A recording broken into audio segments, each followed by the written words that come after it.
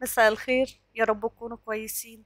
طبعا كلنا زهقنا من وقفة المطبخ، ان احنا نقف وقت طويل قوي في الحر، وغالبية الوقت الاكل مش بيعجب الولاد، مش عايزين اكل مطبوخ والكلام ده، عايزين اكل مطاعم.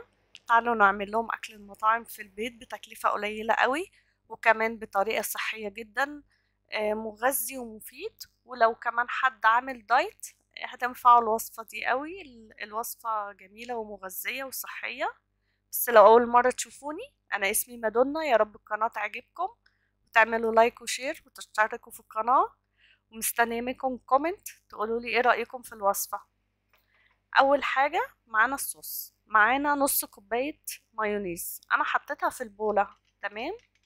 ومعايا معلقتين كبار كاتشب، ومعلقتين كبار مستردة، اللي هي الخردل، صوص الخردل المستردة.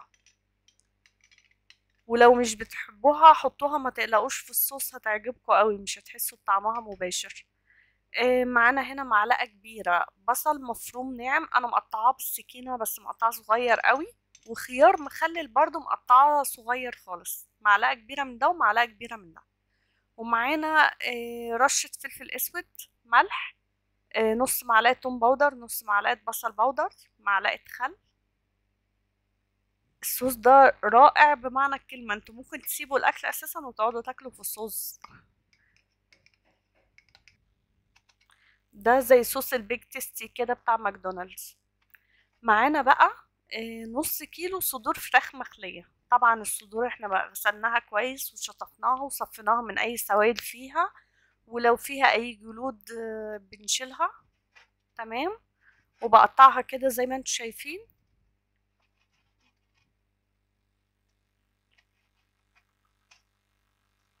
مش هتفرق التقطيع قوي يكون ازاي.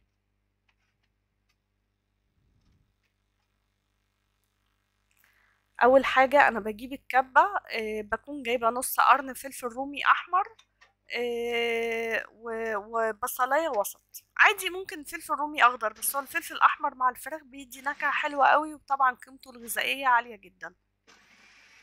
انا فرمتهم في الكبة، وممكن تقطعيهم عادي بالسكينة قطع صغيرة خالص.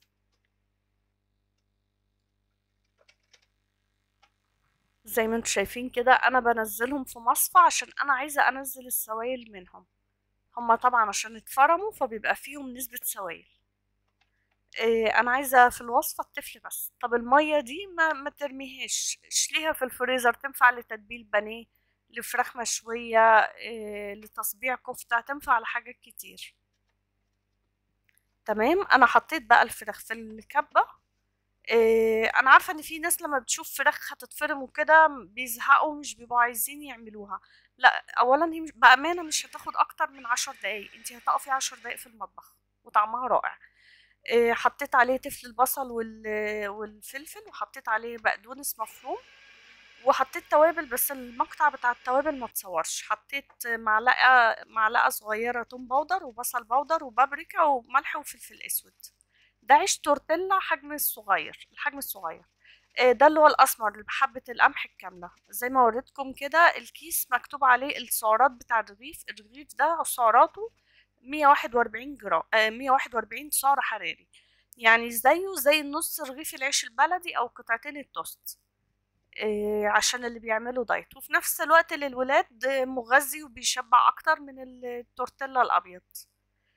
باخد بقى كمية كده وافردها طبقة رقيقة خالص، زي ما انتوا شايفين انا بفردها على الرغيف كله، بس تكون طبقة رقيقة خالص عشان تستوي معايا بسرعة.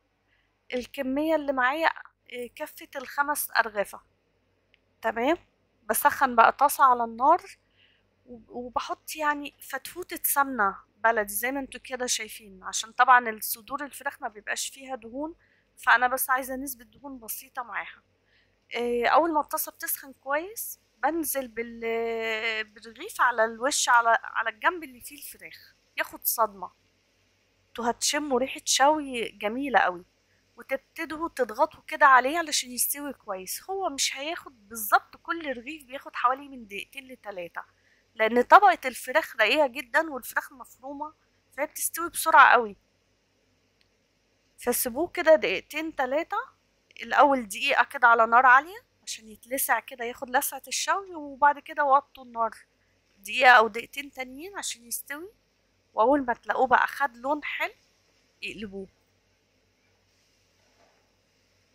شوفوا انا بضغط عليه من كل الجوانب عشان كله ياخد لسعة الشوي. شوفوا بقى لونه فظيع، وريحته كانت قلب البيت. قلبته. هنا بقى تقدري تجيبي الجبنة البرجر بتاعت اللي هي بتاع سندوتشات البرجر، شيدر، اي حاجة حاجة عندك في التلاجة، موتزاريلا. انا كان عندي شيدر اللي هي الشرايح العادية، وما حبيتش احط كمية كبيرة برضو عشان ما تبقاش نسبة دهون عالية، عشان احنا عاملين دايت. حطيت الجبنة وغطيت بالظبط كام ثانية، بتاع 30 ثانية ساحت. حطيت معلقة من الصوص وجبت كابوتشا. كنت مقطعة قطع صغيرة.